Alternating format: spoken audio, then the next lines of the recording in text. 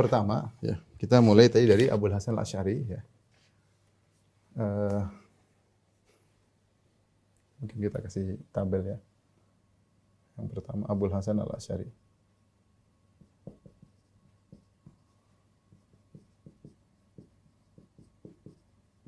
Tadi wafat 330 Hijriah, ya. Nomor 1, ya. Baik, apa pemikirannya? Ya. Pemikirannya ya, menetapkan seluruh sifat dzatiyah. Sifat dzatiyah maksudnya beliau menetapkan wajah, kemudian kedua tangan, ya. Menetapkan sifat tinggian al-ulu, ya. Dan lain-lain, ya. Kemudian bahkan dua mata. Ini disebutkan dalam buku-buku beliau menetapkan seluruh sifat dzatiyah, tetapi tetap mentakwil atau ya mentakwil sebagian sifat-sifat fi'liyah atau ikhtiyariyah.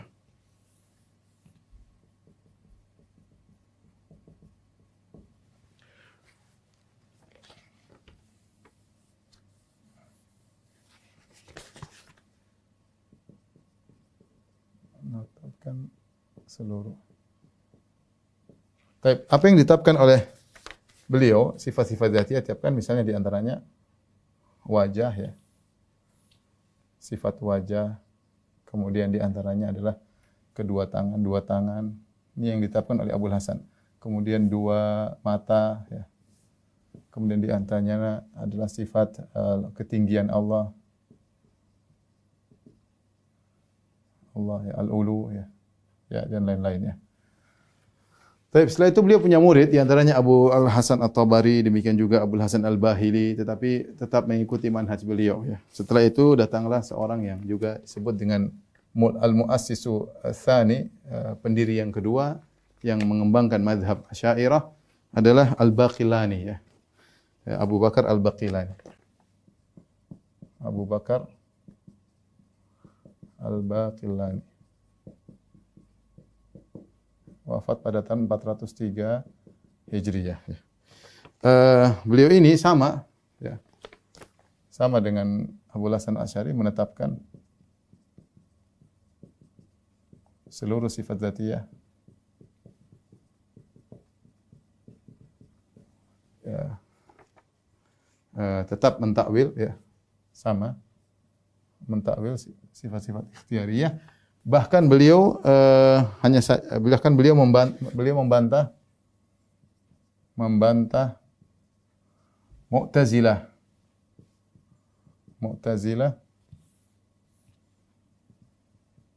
Dalam kitabnya Tamhidul Awail, ya, bisa dibaca, beliau membantah Mu'tazilah yang mentakwil tangan dengan kudrah atau nikmah, ya. Kemudian juga yang mentakwil wajah dengan zat. Kemudian juga yang mentakwil istiwa dengan istila, dengan menguasai. Ini beliau munaqasyah, ya, bahkan beliau membantah Mu'tazilah buku beliau. Kalau Anda mengatakan tangan begini, maka beliau bantah, jangan ditakwil dengan kudrat atau nikmat, jangan mentakwil wajah dengan zat, jangan mentakwil istiwa dengan menguasai, ya. Hanya saja beliau menetapkan dalil a'rad, hanya saja beliau menetapkan dalil a'rad. Dalil a'rad. Ini mungkin kawan-kawan bingung apa itu dalil a'rad. Ini sudah pernah saya bahas panjang lebar. Intinya dalil a'rad ini ingin mengatakan bahwa semua yang mengalami perubahan itulah makhluk. Makanya Allah tidak boleh mengalami perubahan. Kita tidak bisa mengetahui adanya Tuhan kecuali dengan dalil a'rad. Ya, kata mereka, kita lihat alam semesta. Alam semesta ini terdiri atas hewan, kemudian tumbuhan, gunung, dan lain-lain. Dan ini mengalami perubahan-perubahan. Nah, berarti ciri-ciri makhluk adalah mengalami perubahan. Kalau gitu kita yang Tuhan tidak boleh berubah. Yang boleh berubah hanyalah makhluk. Kalau begitu Tuhan harus statis. Inilah akidahnya Aristoteles sama Plato dan Platonis ya. Tapi intinya ini sudah saya bantah pada pembahasan tersendiri. Tapi beliau menetapkan dalil a'rad ya. Berbeda dengan Abu Hasan al-Asy'ari yang menolak dalil a'rad. Abu Hasan al-Asy'ari menolak dalil a'rad ya. Kemudian setelah itu datang Ibnu Furak atau Ibnu Furak ya.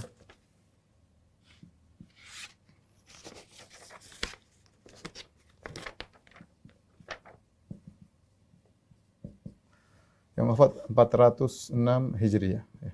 406 Hijriah ya. Ada perubahan di sini menetapkan seluruh menetapkan sifat-sifat zatiyah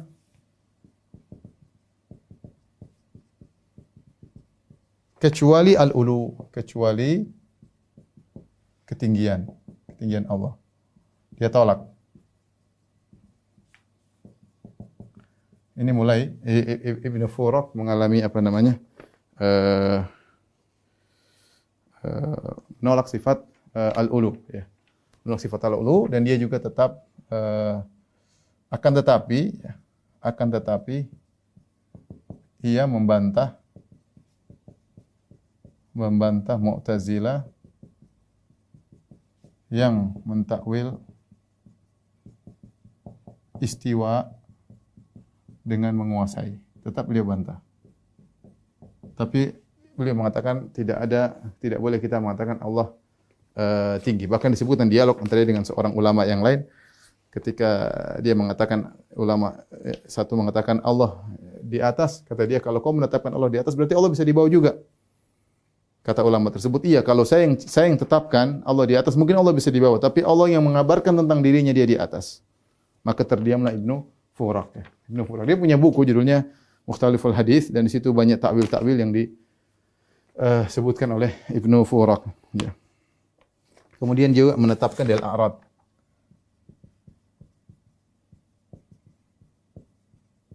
Dalil a'rad.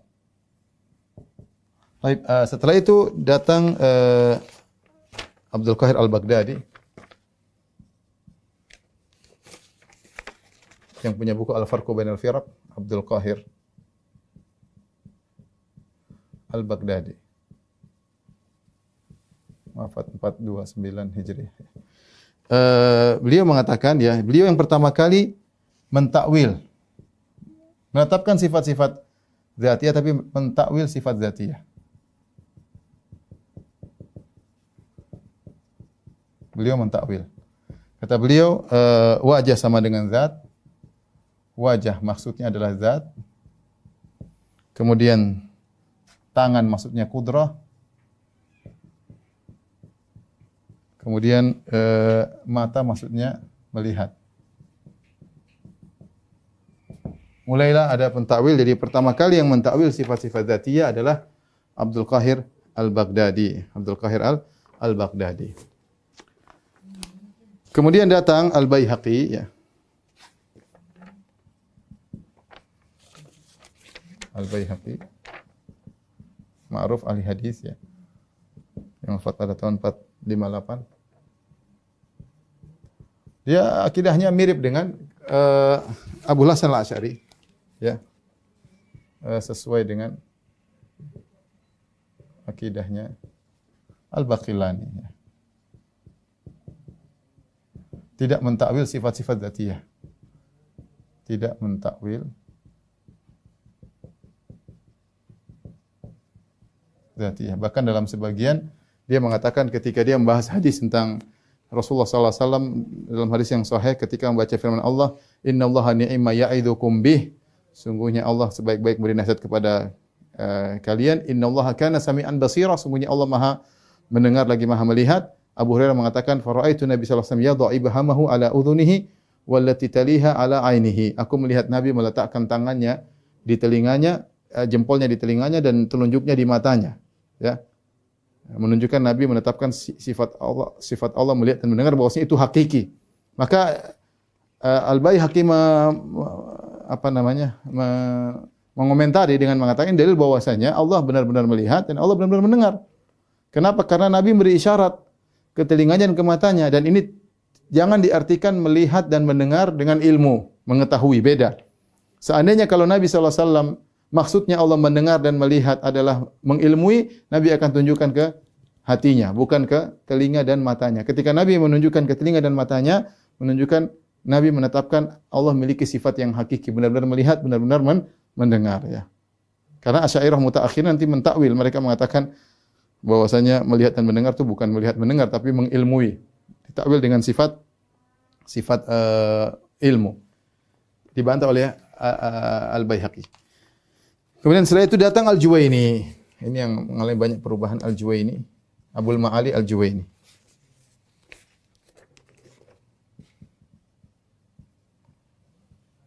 Al-Juwaini. Yang ahli usul yang wafat pada tahun 478 ya. Maka dia memberikan perubahan, intinya dia kembali kepada mazhab Mu'tazilah. Mulai kembali ke mazhab Mu'tazilah.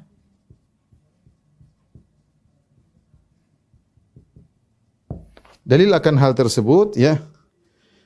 Beliau mentakwil seluruh sifat dzatiyah. Ya. Dalilnya mentakwil seluruh sifat dzatiyah. Ya, dimulai dari Abdul Qahir Al-Baghdadi, mulai mentakwil tadi wajah dengan zat, tangan dengan qudrah, mata melihat, maka dia juga demikian, dia memperkuat pemahaman Abdul Qahir Al-Baghdadi dengan mentakwil seluruh sifat dzatiyah, ya. Kemudian beliau membenarkan takwil Mu'tazilah istiwa dengan menguasai, istilah. Ini dalil beliau kembali, malah yang ini dibantah oleh nenek moyang mereka, ya. Abu Hasan Al-Asy'ari membantah takwil ini, istiwa dengan istilah dibantah. Kemudian Al-Baqilani juga membantah. Bahkan Ibnu Furak juga membantah pentakwilan istiwa dengan menguasai. Nah, Abul Ma'ali Al-Juwaini malah menetapkan, dia bilang benar di takwil istiwa dengan istilah, bahkan dia menyebutkan dalil-dalil untuk mendukung pendapat Mu'tazilah, ya. Kemudian juga selain itu dia menetapkan, membenarkan pernyataan Mu'tazilah bahwa yang didengar oleh Nabi Musa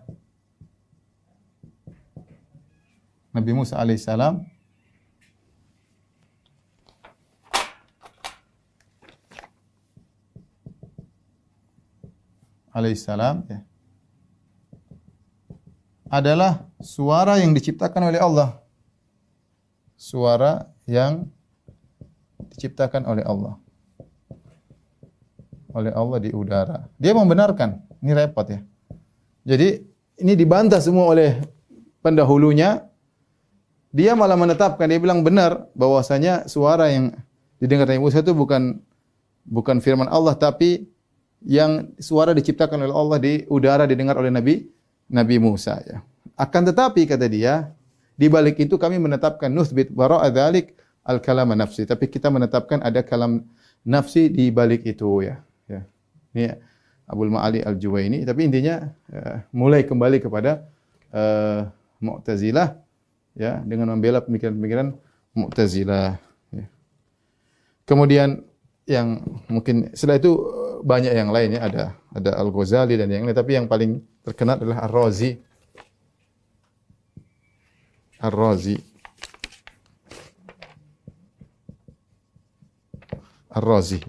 Ar-Razi wafat 606 Hijriyah. Ar-Razi mencampurkan bahkan terpengaruh dengan filsafat. Ya. Makanya Ar-Razi ini pikirnya seperti Jahmiyah. Makanya ketika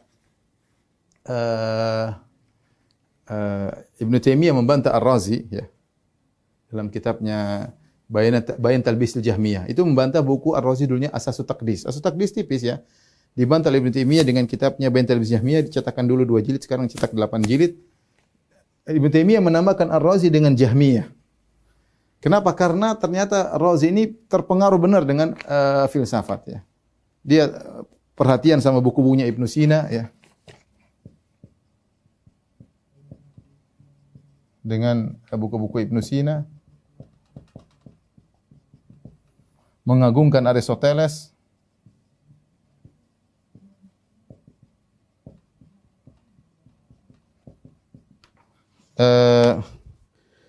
kemudian dia berpendapat dengan Al-Muthul Aflatuniyah ya. Dengan pendapat Al-Muthul Aflatuniyah. Ini sudah pernah saya bahas, apa itu maknanya Muthul Aflatuniyah? Artinya pemikiran Plato. Ya, ini sudah saya bahas dalam bahasan masalah falasifah. Mungkin teman-teman kalau mau dengar kembali. Kemudian di antaranya juga beliau berpendapat dengan Al-Uqul Mujarradah.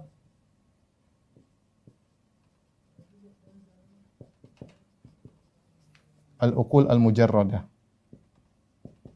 Ini berkaitan dengan penciptaan alam semesta, bahwasanya setelah Allah Subhanahu wa taala akal mujarrad dan macam-macam. Ini semua pemikiran falasifah.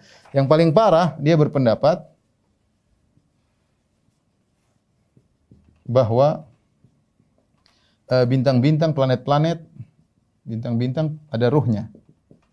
Ada ruhnya dan bisa diajak berbicara. Dan punya pengaruh dengan kejadian alam. Punya pengaruh dengan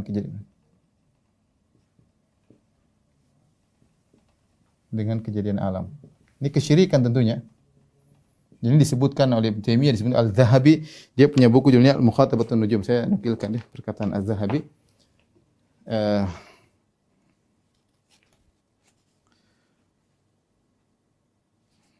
Al-Zahabi berkata, ya, di Al-Mizan, ra'sun fi dzaka. Ar-Razi ini cerdas banget, ra'sun fi dzaka wal aqliyat, akalnya pintar sekali dalam pemikiran. Lakinnahu uri anil athar, tetapi dia kosong dari dalil.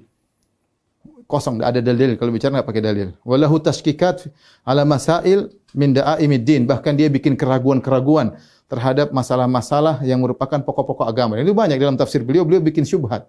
Sering bikin syubhat dan bikin keraguan-keraguan tentang pokok-pokok agama ya. Turithul hayrah, dan membuat orang jadi bingung. Nas'alullah an yuthabbital iman fi qulubina. Kami mohon agar Allah mengokohkan iman dalam hati kami. Walahu kitabun, dan dia punya kitab judulnya As-Sirrul Maktum fi Mukhatabatin Nujum. Rahasia yang tersembunyi dalam berbicara dengan bintang-bintang. Ini di antara bukunya Razi. As-Sirrul Maktum fi Mukhatabatin Nujum, sihrun sarih. Dan kata Adzabi, ini sihir yang nyata. Sihir yang nyata, perdukunan. Ya, ini terpengaruh karena orang filsafat mengatakan bahwasanya planet-planet itu memiliki ruh. Dan ini kita jelaskan ketika kita membahas tentang pemikiran Farabi. Ini diambil dari pemikiran siapa? Pemikiran Platonis, yaitu Aflutin. Ya, Platonis yang memiliki pemikiran al-faidul ilahi. Ya, di mana akhirnya mengantarkan kepada planet-planet itu punya ruh dan yang lainnya. Dan itu Razi terpengaruh. Razi terpengaruh. Tetapi kata Az-Zahabi, ya, fala'allahu taba min ta'lifihi insyaallah taala. Semoga dia taubat, dan dalil menunjukkan seakan-akan beliau telah bertobat. Tapi maksud saya, ini Ar-Razi, inilah yang kalau boleh saya katakan mengembalikan Asy'ariyah kepada mazhab Jahmiyah. Jahmiyah atau Mu'tazilah sama. Jadi inilah perubahan-perubahan Asy'ariyah yang sekarang yang tersebar adalah kebanyakan pemikiran Razi dan Al-Juwaini yang tersebar di masyarakat. Adanya sifat 7 saja ya, atau sifat 13, sifat 30. Nanti akan kita jelaskan insyaallah pada pertemuan berikutnya. Oleh karenanya sampai As-Sanusi dalam Ummul Barahin juga mengingatkan tidak boleh membaca buku-buku Ar-Razi karena terpengaruh dengan filsafat. Bahkan Ar-Razi dalam kitabnya Asasut Taqdis, ketika dia berbicara tentang sifat ulu, dia tolak sifatul ulu. Padahal dalil begitu banyak. Kemudian dia berkata, "Man arada an yashra' fil ma'arifi al-ilahiyyah fali yuhdits atau falyastahdhir li nafsihi fitratan ukhra. Barang siapa yang ingin masuk dalam pembicaraan masalah ilahiyah, ketuhanan, teologi, maka hendaknya dia buat fitrah yang baru, fitrah yang lama dia buang. Kenapa? Karena fitrah manusia Allah di atas. Dan itu dalilnya terlalu banyak. Dia bilang karena dia bantah, dia bilang Allah tidak di atas. Karena ini melazimkan gini, melazimkan gini, melazimkan gini. Akhirnya dia untuk membantah dalil fitrah dia mengatakan kalau Anda ingin berbicara tentang Tuhan, fitrah itu dibuang. Bikin fitrah yang baru. Sebagaimana perkataan Aristoteles. Dia nyebutin perkataan Aristoteles, dinukil dari Aristoteles, bukan dari Nabi, bukan dari Aristoteles ya. Kemudian dia juga punya terkenal dengan Al-Qanunul Kulli, bahwasanya kalau pertentangan antara akal dengan dalil maka akal yang harus didahulukan, yang dibantu oleh Ibnu Taimiyah dalam bukunya Dar'u Ta'arudil Aql wan Naql, sekitar 9 jilid atau 11 jilid ya. Dan itu adalah pemikiran Ar-Razi. Nah, Asy'ariyah zaman sekarang ya berbeda dengan nenek moyang mereka. Abu Hasan Al-Asy'ari, lihat Abu Hasan Al-Asy'ari menetapkan seluruh wajah. Sekarang Asy'ariyah zaman sekarang enggak ada yang menetapkan wajah, 2 tangan, 2 mata, ketiga enggak ada. Semua menolak. Terus Anda bernisbah kepada Abu Hasan Al-Asy'ari sementara Anda menyelisihi pemikiran Abu Hasan Al-Asy'ari. Abu Hasan pemikirannya demikian. Buku-bukunya jelas sampai kepada kita. Ada Al-Ibana, Al-Usuliddiyan, ada Al-Luma, ada kitab Risalah ila Al-Thaghar, dan ada juga kitab Maqalat Islamiyyin, jelas. Nah, Anda Asy'ariyah zaman sekarang terus ikut nenek moyang Anda Abu Hasan Al-Asy'ari tidak seperti itu. Ya. Coba inilah baca kembali buku-bukunya. Baca kembali bukunya. Kemudian juga setelah itu Al-Baqilani juga demikian menetapkan sifat-sifat, bahkan munaqasyah, membantah. Orang-orang yang mentakwil tangan dengan kudrah dia bantah, mentakwil wajah dengan zat dibantah, mentakwil istiwa dengan menguasai al-qahar wal ghalabah dibantah ya. Kemudian berjalan sampai muncullah Al-Juwaini. Al-Juwaini mulai mengembalikan mazhab Asy'ariyah kepada mazhab Mu'tazilah. Kemudian muncul lebih parah Ar-Razi kembalikan Asy'ariyah kepada mazhab Jahmiyah atau mazhab Mu'tazilah. Dan inilah yang tersebar di rata-rata zaman sekarang, terutama di tanah air kita, Al-Asy'ariyah yang Juwaini atau Ar-Razi. Adapun Abu Hasan Al-Asy'ari, Al-Baqilani mereka tidak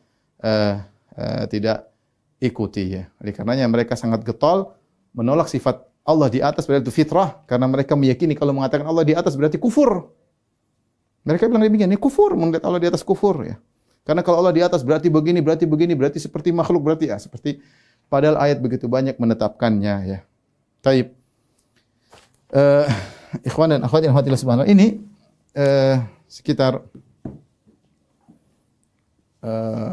sejarah tentang mazhab Asy'ari, perkembangannya ya. Dari situ sebagian ulama mengatakan kenapa Syekhul Islam Ibnu Taimiyah rahimahullahu taala getol menjelaskan tentang pemikiran mazhab Asy'ari ya. Kemudian beliau juga bahkan membantah pemikiran misalnya falasifah. Padahal di zaman beliau kekuatan falasifah tidak banyak ya. Hanya sedikit. Kemudian beliau juga membantah tasawuf dengan kencang. Beliau bantah dengan tegas, dengan jelas. Karena sebagian ulama berpendapat karena Asy'ariyah di zaman beliau tercampur-campur kemasukan pemikiran falasifah, kemasukan pemikiran tasawuf ya. Seperti itu. Jadi perlu dibantah dari akar-akarnya seluruhnya untuk memurnikan mereka, jangan mereka terpengaruh dengan pemikiran-pemikiran di luar seperti tasawuf dan juga pemikiran-pemikiran falasifah sebagaimana yang dibawa oleh Ar-Razi ya.